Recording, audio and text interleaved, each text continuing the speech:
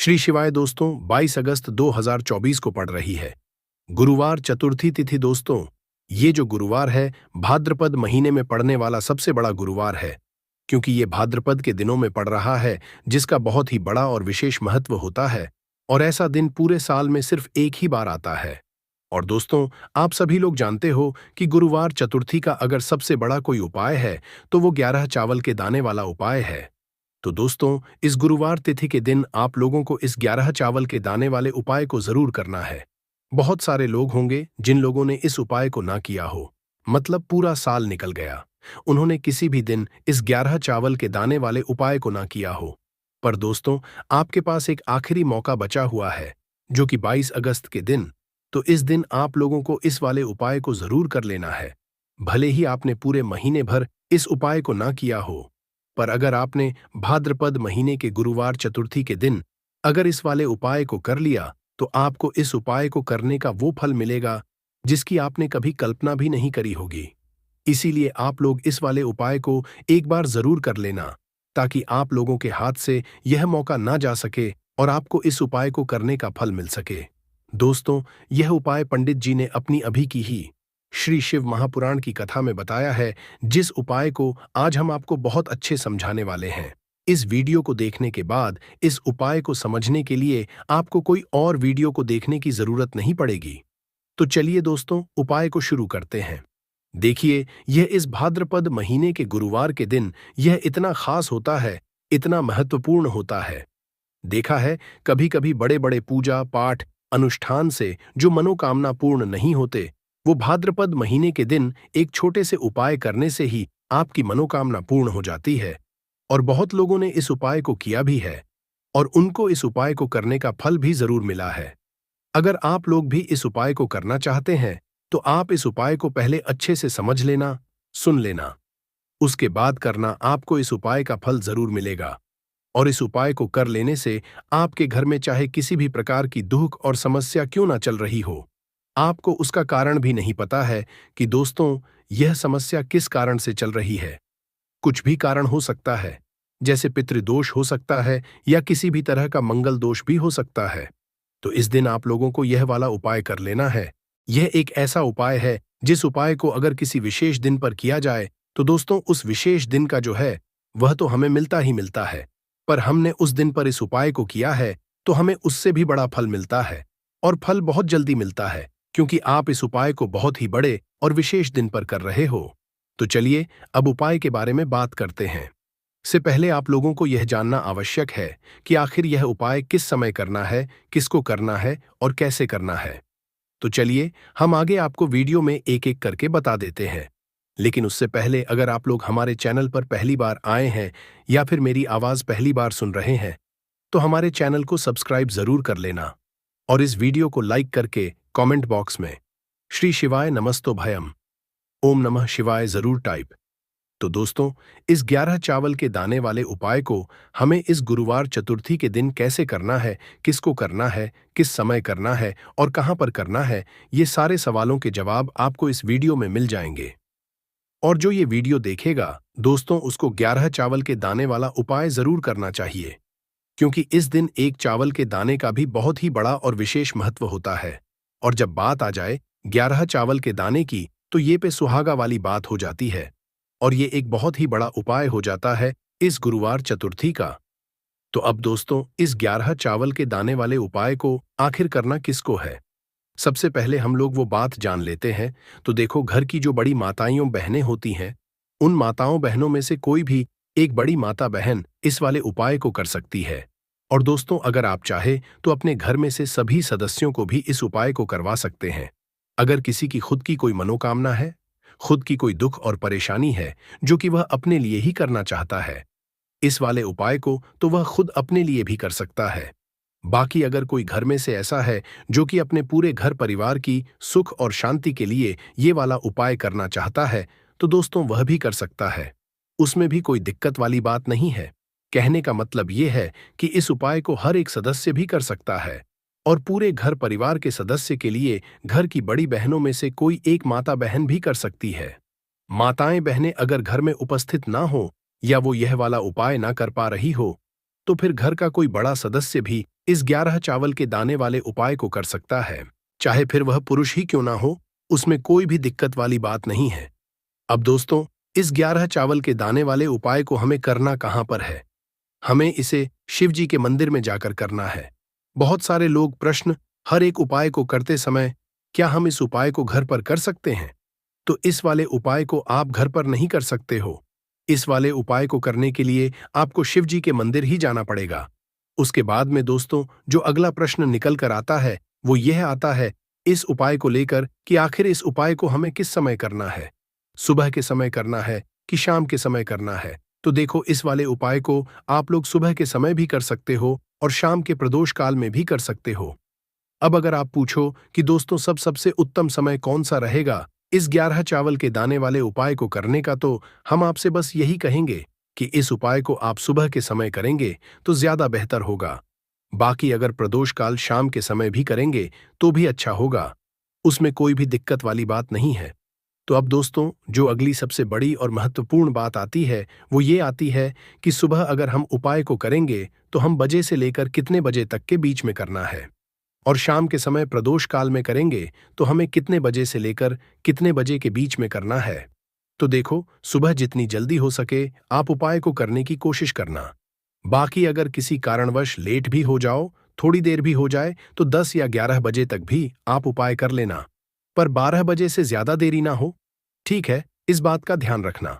उसके बाद में दोस्तों, अगर शाम के समय काल की बात करें, प्रदोष काल का जो समय है होता है वो शाम के 6 बजे से शुरू हो जाता है। मतलब शाम के 6 बजे से लेकर 7 बजे के बीच का जो समय होता है, ये समय प्रदोष काल का समय होता है।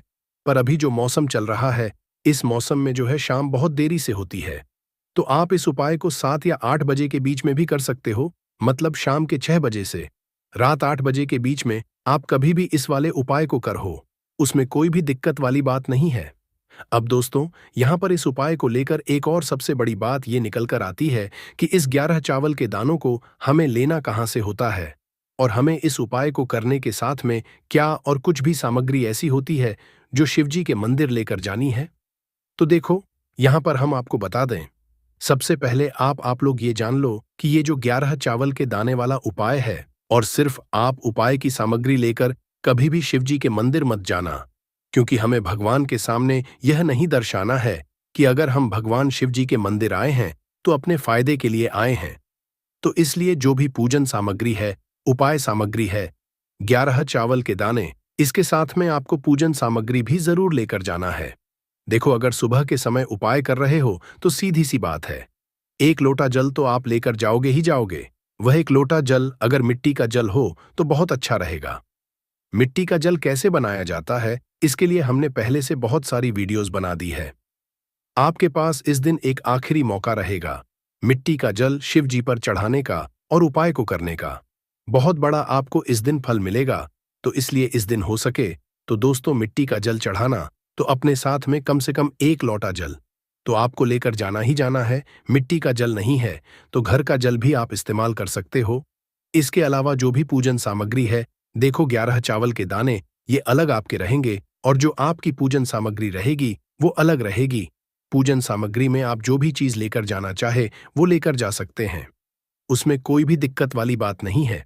वहीं अगर हम बात करें शाम के समय की, तो शाम के समय शिवजी पर जल नहीं चढ़ता है। इसीलिए शाम के समय आप लोग एक दीपक तैयार कर लें, जो कि गोलबत्ती का, आटे का, शुद्ध देसी गाय का घी का होगा। इस बात का आप लोगों को ध्यान रखना है, और इस दीपक को आपको घर से जलाकर नहीं लेकर जाना है, भगवान शिव जी के मंदिर में जाकर ही जलाना है। इस बात का भी आप लोगों को ध्यान रखना है। अब दोस्तों, यहां पर हमें इस बात को समझना है कि यह 11 चावल के दाने हमें लेना कहां से है। क्या हमें दुकान से लेकर आना है, या हमें अपने घर से लेना है, या कहां से लेकर आना है, और कौन से चावल लेना है, क्योंकि चावल भी बहुत प्रकार के होते हैं।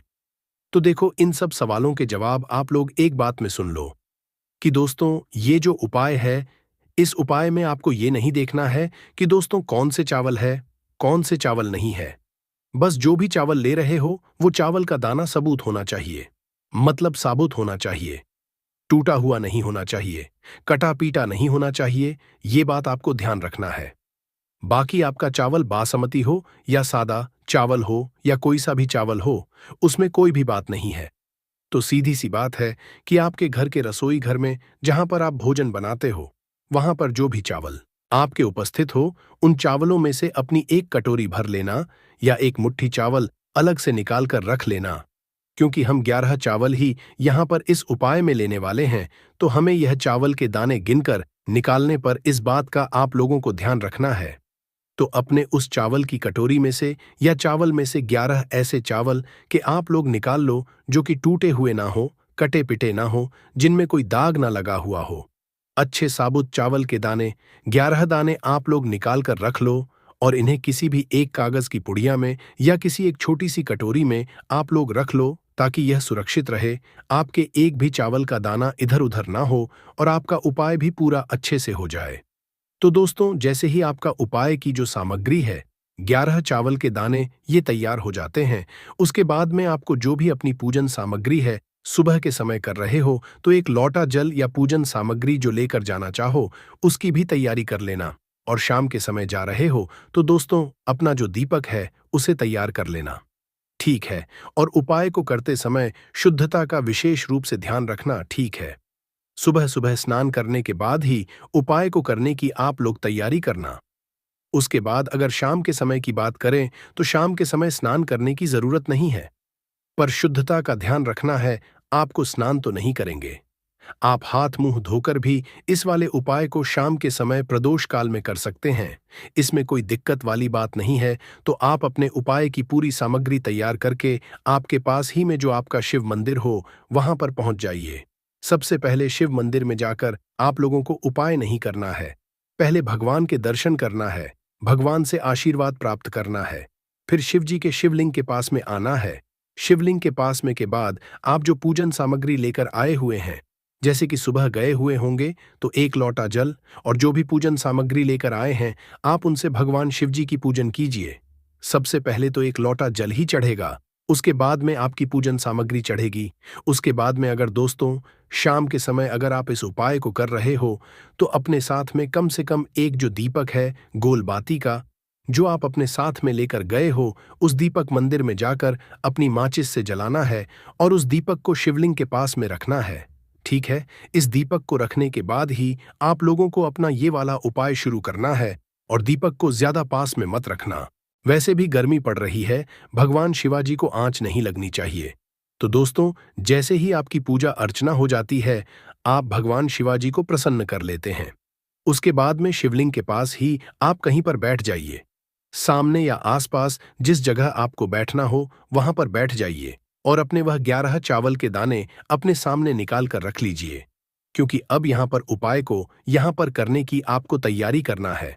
और इस तरीके से जब आप उपाय करेंगे, पूजन सामग्री करने के बाद, पूजन अर्चना करने के बाद, तो आपको उपाय का फल बहुत जल्दी और बहुत बड़ा होकर मिलेगा। तो अपने 11 चावल के दाने अपने सामने निकाल कर रख लेना। और यह जो उपाय है यह आपकी सीधे हाथ की हथेली से होगा, इसलिए इस बात का भी विशेष रूप से ध्यान रखना है। तो हाथ की हथेली का प्रयोग करके ही आप लोग अपना इस वाले उपाय को अपने सामने जो भी आपकी कागज की पुड्डियां है उसको खोलकर रख लो या कटोरी है तो दोस्तों उसे अपने सामने रख लो और अपने वह 11 चावल के दाने निकाल लो। ठीक है। उसके बाद में दोस्तों अब आपको क्या करना है कि शिवलिंग आपके सामने होगी तो आपने वह 11 चावल के दाने एक एक करके आपको शिवाजी के शिवलिंग के ऊपर चढ़ाना है। कहां पर चढ़ाना है? शिवलिंग के ऊपर चढ़ाना है और कहीं नहीं चढ़ाना है। आपको अपने हथेली से तो शिवलिंग के ऊपर चढ़ना है, भले ही फिर वो अपने आप जलाधारी पर गिर जाए या मतलब वहीं पर गिर जाए, उसमें कोई दिक्कत वाली बात नहीं है। पर आप चढ़ाओ शिवलिंग के ऊपर ही। तो आपको क्या करना है, अपना पहला चावल का दाना उठाना है, श्री शिवाय नमस्तु बोलना है और शिवलिंग पर चढ़ा देना है। इसी तरीके से दूसरा चावल का दाना उठा है, शिवलिंग पर चढ़ाना है और मंत्र बोल देना है। और फिर तीसरा चावल का दाना उठाना है, श्री शिवाय बोलना है और चढ़ा देना है। इसी प्रकार से आपको पूरे 11 चावल के दाने एक एक करके शिवाजी के शिवलिंग के ऊपर चढ़ाना है और भगवान से प्रार्थना करते जाना है। मतलब प्रार्थना तो आपको आखिरी में करना है, पर हर एक चावल के दाने को चढ़ाते समय श्री शिवाय नमोस्तु भी हम जरूर बोलना है। उसके बाद ही में ये चावल का दाना शिवलिंग के ऊपर आपको चढ़ाना है। जैसे ही आपके 11 चावल के दाने शिवलिंग के ऊपर जाते हैं, तो दोस्तों उसके बाद में आपको क्या करना है, भगवान से अपनी मनोकामना बोलना है। मनोकामना भी कब बोलना है?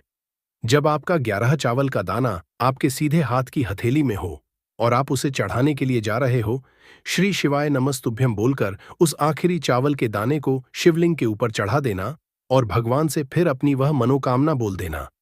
जिस मनोकामना के लिए आप लोग अपना यह वाला उपाय कर रहे हो, जिस भी दुख और परेशानी के लिए आप लोग अपना यह वाला उपाय कर रहे हो, उसके बाद ऐसे ही आप अपनी मनोकामना बोल देते हो, आपका यह वाला उपाय पूरा हो जाता है।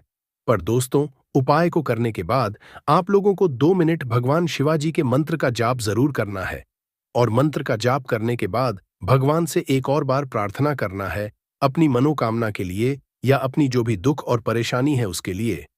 इसके बाद में आप लोग भगवान को देखकर भगवान से प्रार्थना करके उनसे आशीर्वाद लेकर वहां से उठ सकते हैं और अपने घर पर जा सकते हैं। बस दोस्तों, यहां पर यह वाला उपाय पूरा हो जाता है।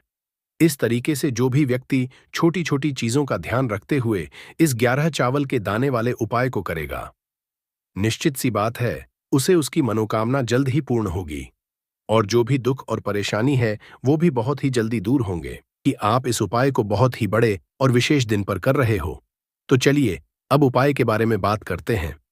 परंतु उससे पहले आप लोगों को यह जानना आवश्यक है कि आखिर यह उपाय किस समय करना है, किसको करना है और कैसे करना है।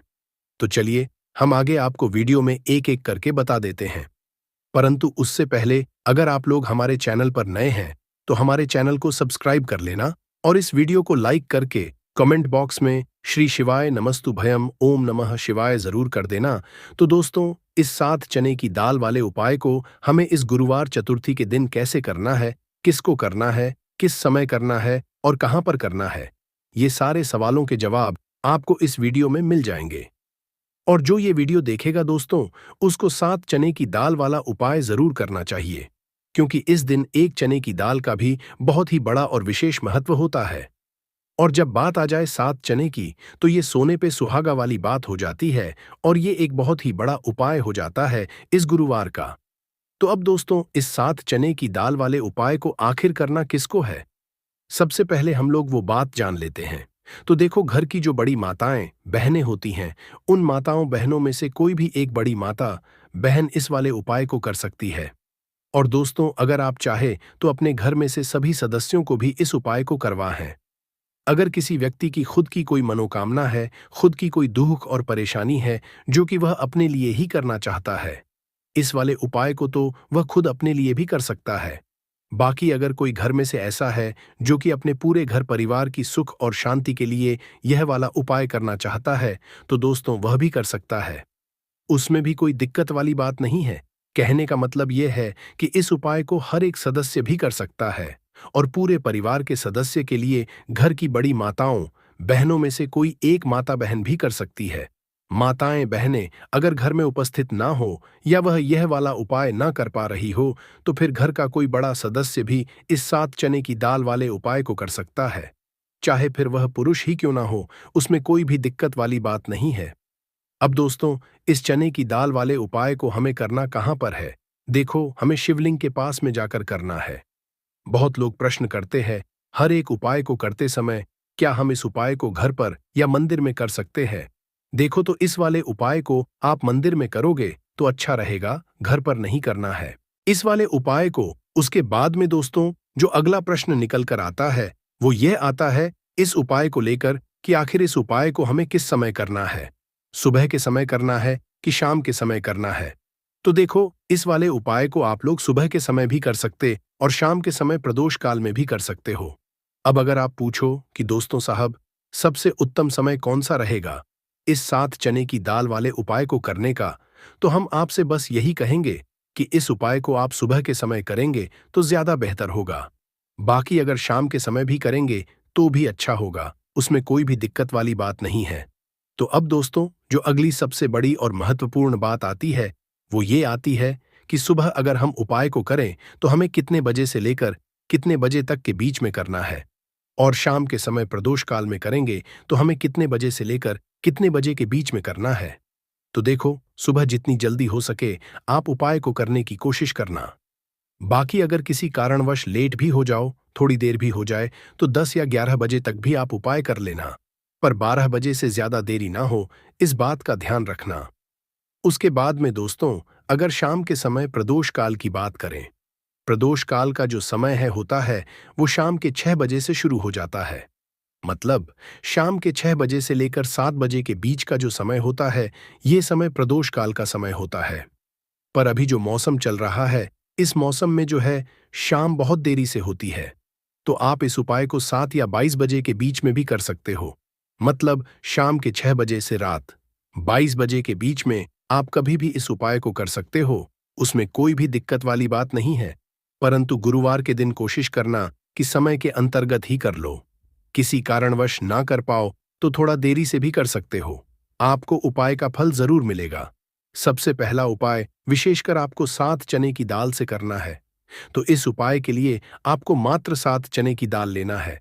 इसी के साथ में आपको एक तांबे के पात्र के अंदर शुद्ध जल लेना है, और इन दोनों सामग्री को लेकर के आपको भगवान शिव के मंदिर में पहुंच जाना। गुरुजी ने बताया है कि यह उपाय आप सुबह से लेकर शाम तक किसी भी समय कर सकते हैं। देखो दोस्तों, आपके पास जो 7 चने की दाल है, सबसे पहले तो उन पर आपको थोड़ा सा जल डाल करके उन्हें गीला कर लेना है। अब इस चने की दाल को आपको अपने सीधे हाथ की हथेली पर रखना है, और आपके जीवन में जो दुर्भाग्य चल रहा है, आपके जीवन में जिन भी कार्यों में आपको रुकावट उत्पन्न हो रही है, जिन भी कार्य में आप बार बार असफल हो जाते हैं, को प्रार्थना करनी है। हे महादेव, मुझे इन सभी कार्यों में सफलता हासिल हो, तथा मेरे जितने भी कार्य अटक रहे, बस सभी परिपूर्ण हो। और ये 7 चने की दाल आपको भगवान शिव के शिवलिंग पर समर्पित कर देना है। बृहस्पतिश्वर महादेव का मन में स्मरण करते हुए गुरुजी ने कहा है कि जो भी व्यक्ति गुरुवार के दिन इस तरह से चने की दाल समर्पित कर देता है, शिवलिंग पर उसके जीवन से सारा दूर हो जाता है। अब दोस्तों, अंत में जो एक जल का पात्र है आपके पास, इसे भी आपको भगवान शिव की शिवलिंग पर अर्पित कर देना है, और श्री शिवाय नमस्तु भयम इस मंत्र का जाप करते हुए बस इतना सा उपाय करना है, आपको आपके जीवन का जितना भी दुर्भाग्य है वह सभी दूर होगा। अब दोस्तों, हम बात करते हैं दूसरे विशेष उपाय के बारे में। यह उपाय विशेषकर आपकी जो भी मनोकामनाएं हैं उन्हें परिपूर्ण करने वाला है। यदि आपको ऐसा लगता है कि आपने कई तरह के उपाय कर लिए हैं, परंतु महादेव अभी तक आपकी जो मनोकामना है उसे परिपूर्ण नहीं कर रहे हैं, तो आपको ये उपाय जरूर करना है। देखिए, इस उपाय को करने के लिए मात्र आपको एक गुड़ का लेना है। इसी के साथ में आपको एक तांबे के पात्र के अंदर शुद्ध जल लेना है। देखिए, गुरुवार के दिन यदि हम गुड़ वाले जल से उपाय करते हैं, ही चमत्कारी समझा जाता है, और इससे जो हमारा बृहस्पति ग्रह है वह भी मजबूत होता है। बृहस्पति ग्रह यदि हमारा मजबूत होता है तो हमें कभी भी जीवन में धन संपदा की कमी नहीं होती है। हमारे जीवन में जो दुर्भाग्य होता है वह भी सौभाग्य में बदल जाता है। तो देखिए दोस्तों, इस उपाय के लिए आपको एक गुड़ का लेना है, एक तांबे के पात्र के अंदर शुद्ध जल लेना है, और इन दोनों को लेकर के आपको भगवान शिव के मंदिर में पहुंच जाना है। अब दोस्तों, इसे गुड़ के टुकड़े को आपको उससे जल के पात्र के अंदर डाल देना है, और गुड़ से युक्त जल आपको तैयार कर लेना है। आप इस जल को आपको भगवान शिव की शिवलिंग पर अर्पित कर देना है। श्री शिवाय नमस्तु इस मंत्र का जाप करते हुए और बृहस्पतिश्वर महादेव का मन में स्मरण करते हुए जो भी व्यक्ति गुरुवार के दिन इस तरह से यह गुड़ वाला जल समर्पित कर देता है, शिवलिंग पर उसके जीवन में कैसी भी कोई भी मनोकाम होगी, वो हमारे महादेव परिपूर्ण कर देते हैं। तो आपको मनोकामना पूर्ति के लिए ये छोटा सा और सरल सा उपाय भी जरूर ही करना है। अब दोस्तों, हम बात कर लेते हैं तीसरे विशेष उपाय के बारे में। देखिए दोस्तों, इस उपाय के लिए आपको मात्र एक तांबे के पात्र के अंदर शुद्ध जल लेना है। इसी के साथ में आपको 11 चावल मतलब कि अक्षत के दाने लेना है। देखिए, चावल के दानों को लेते समय आपको ध्यान रखना है कि ये कहीं से भी टूटे हुए या फिर खंडित नहीं चाहिए। इसी के साथ में आपको सा पीला चंदन भी लेना है। अब देखो दोस्तों, सबसे पहले तो इन सभी सामग्रियों को लेकर कि आपको पहुंच जाना है भगवान शिवा के मंदिर में। देखिए दोस्तों, सबसे पहले तो आपके पास जो चावल के दाने हैं उनमें आपको ये पीला चंदन सा डाल देना है, और उन चावल के दानों पर आपको थोड़ा सा जल डाल करके उन्हें गीला करना है। मतलब कि उन चावल के दानों को आपको पीला कर लेना है। इसी तरह सबको इनके दानों को तैयार करना है। मतलब कि यह जो चावल के दाने हैं स्वर्ण के समान हो चुके हैं। और ये जो आपने चावल के दाने, स्वर्ण के सामान जो तैयार किए हैं, इन्हें आपको भगवान शिवा के शिवलिंग पर समर्पित कर देने हैं। बृहस्पतेश्वर महादेव का मन से स्मरण करते हुए। देखो, गुरुजी ने बताया है कि जो भी व्यक्ति पीले चंदन से युक्त इन चावल को तैयार करके शिवलिंग पर गुरुवार के दिन इस तरह से समर्पित कर देता है, उसके में जितना भी दुर्भाग्य है वो सभी दूर होने लगता है और जीवन की जो दरिद्रता है उससे भी उसको मुक्ति मिलने लगती है। अब दोस्तों, अंत में जो आपके पास एक तांबे के पात्र के अंदर जल है, इसे भी आपको भगवान शिवा के शिवलिंग पर अर्पित कर देना है। श्री इस मंत्र का जाप करते हुए और बृहस्पतिश्वर महादेव का मन में स्मरण करते हुए। देखिए, ये सभी उपाय छोटे छोटे हैं, परंतु इनका जो फायदे है वह बहुत ही अधिक मिलेंगे। आपके जितने भी कार्य है वह सभी सिद्ध होते चले जाएंगे। आपके जितने भी कार्य में आपको रुकावटें आ रही हैं, बस सभी दूर होती जाएगी। दोस्तों, अब हम बात कर लेते हैं चौथे विशेष उपाय के बारे में। देखिए, इस उपाय के लिए आपको 2 दीपक लेने होंगे। दोनों ही दीपक आप मिट्टी के भी ले सकते हैं और दोनों ही दीपक आप शुद्ध आटा मढ़कर उनके भी तैयार कर सकते हैं। अब दोस्तों, दोनों ही दीपक के अंदर आपको शुद्ध घी का उपाय करना होगा और एक दीपक के अंदर आपको गोल रुई बाती का उपाय करना होगा और एक दीपक के अंदर आपको लंबी बाती का उपाय करना होगा। लंबी बाती वाले दीपक के अंदर आप मौली वाला जो धागा आता है कलावा का, उसकी बाती का उपाय भी आप लंबी बाती वाले दीपक के अंदर कर सकते हैं। देखिए, 2 दीपक वाला ये चमत्कारी उपाय केवल गुरुवार के रात्रि में ही किया जाता है, इसीलिए आपको इस उपाय को बहुत ही ध्यान से समझना। इसी के साथ में आपको 11 काले तिल के दाने लेना है और इसी के साथ आपको मात्र 1 चुटकी हल्दी भी लेनी होगी। अब दोस्तों, ये सभी सामग्री लेकर के आपको रात्रि के समय पहुंच जाना है अपने घर में, जहां कहीं भी तुलसी जी का पौधा, तुलसी माता का निवास स्थान है, वहां पर देखिए दोस्तों, सबसे पहले तो आपके पास जो एक गोल बाती का दीपक, उसे आपको तुलसी जी के वहां पर प्रज्वलित करना है। दीपक को प्रज्वलित करते समय आपको भगवते वासुदेव इस मंत्र का 11 बार जाप कर लेना है। अब देखिए दोस्त, आप जो 11 काले तिल के दाने लेकर के आए हैं, उन्हें आपको अपने सीधे हाथ में रखना है और जो आपने गोल बाती वाला दीपक प्रज्वलित किया है माता तुलसी जी के वहां पर, उसके ऊपर से आपको इन 11 काले तिल को घड्डी ही की दिशा में घुसमझा है। आपको अपना नाम और अपनी गोत्र को बोल देना है और फिर आपको इन काले तिल को उससे जलते हुए दीपक के अंदर डाल देने हैं।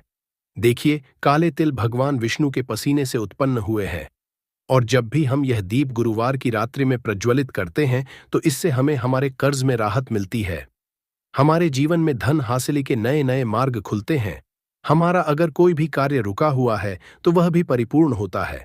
देखिए, गोल बाती का जो दीपक है, विशेषकर हम माता तुलसी के वहां पर भगवान विष्णु और माता लक्ष्मी के निमित्त प्रज्वलित कर रहे हैं, क्योंकि गुरुवार का जो दिन है वह विष्णु भगवान और माता को समर्पित होता है। इस तरह से आपको ये दीपक प्रज्वलित कर देना है। अब जो आपके पास लंबी बाती का दीपक है, एक छुटकी हल्दी है, तो इससे आपको लेकर के पहुंचना है अपने घर के मंदिर में। आपके घर के मंदिर में माता लक्ष्मी की जो भी प्रतिमा ही मूर्ति है, उनके सामने सबसे पहले तो आपको ये लंबी बाती का दीपक रखना है। फिर आपको दीपक को प्रज्वलित कर देना है। दीपक को प्रज्वलित करते समय आपको एयूएम महालक्ष्मी नमः इस मंत्र का जाप करते रहना है। अब दोस्तों, आपके पास जो एक छुटकी हल्दी है, उसे आपको अपने सीधे हाथ में रखना है और इस एक छुटकी हल्दी को आपको उस दीपक के ऊपर से 11 बार की दिशा में घुसमझा है और आपको ओम महालक्ष्मी नमः मंत्र का जाप करते रहना है और इस एक छुटकी हल्दी को आपको उसे दीपक के अंदर डाल देना है। देखिए, एक चुटकी हल्दी वाला जो दीपक है, आपके जीवन से दुर्भाग्य को समाप्त करता है, माता लक्ष्मी की आपको कृपा हासिल करवाएगा, धन हासिल के आपके जीवन में नए नए मार्ग बनाएगा। तो इस तरह से आपको यह उपाय जरूर करने हैं। तो वीडियो के क्रम में अमरबेल के बारे में ही कुछ विशेष रूप से जानकारी बताऊंगा। यदि अमरबेल का रस उबली हुई अमरबेल का रस शरीर के इस हिस्से पर लगा दें, आपके अंदर जैसे ज्वालामुखी गर्म होती है, उसी तरह से आपका ये हिस्सा, शरीर का ये हिस्सा गर्म पड़ जाएगा। दोस्तों, हम बारी बारी जानकारी अपने इस चैनल के माध्यम से बताएंगे, तो वीडियो के अंत तक बने रहना। हम आपको उचित ढंग से बताएंगे कि अमरबेल खाने से और शरीर पर लगाने से क्या फायदा होता है, तथा यदि पेड़ पर अमरबेल हो तो क्या लाभ होते हैं। आइए जानते हैं। इस चैनल का मकसद है भारत भूमि में आयुर्वेद की जानकारी को आम जनता तक फिर से पहुंचाना। ताकि भारत में से ज्ञान का इस तरह का धरोहर समाप्त ना हो।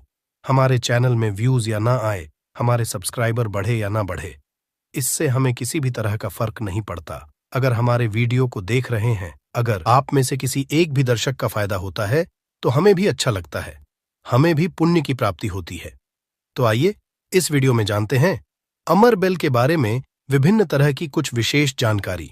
वैसे तो अमर बेल की जो लता होती है ये बबूल नाम के वृक्ष पर सबसे ज्यादा होती है, लेकिन जो ज्यादा प्रभावी कहे हुए आम के पेड़ पे अर्थात आम के वृक्ष में रह जाने वाले अमर बेल, इसी के साथ जो पीपल के वृक्ष में अमर बेल उगी होती है वो भी चमत्कारिक गुणों से बहुत ही भरपूर होती है। अगर आप तंत्र की दृष्टि से देखें, धार्मिक दृष्टि से देखा जाए, धर्म की दृष्टि से देखा जाए, तो जो जंगल के अमर बेल होती है वह धार्मिक और तंत्र में उपाय होती है। बाकी अगर आपके घरों के आसपास में जो अमर बेल पाई जाती है वो आयुर्वेद में ही उपाय होती है। वीडियो को ध्यान से देखिएगा और कमेंट बॉक्स में जय हिंद, जय आयुर्वेद जरूर लिखें, क्योंकि हमें गर्व होना चाहिए कि भारत भूमि में इस तरह के लता पेड़ पौधे आज भी हमारे बीच में हैं, जो कि हमें कई तरह से फायदा पहुंचाते हैं। हर पेड़ पौधे का अपना अलग अलग कुछ ना कुछ विशेषता जरूर होती है, कुछ ना कुछ अपना औषधि लाभ जरूर होता है, लेकिन जानकारी के अभाव में यह पेड़ पौधे हमारे लिए केवल घास फूस रह जाते हैं। का सबसे ज्यादा उपाय गंजापन को दूर करने के लिए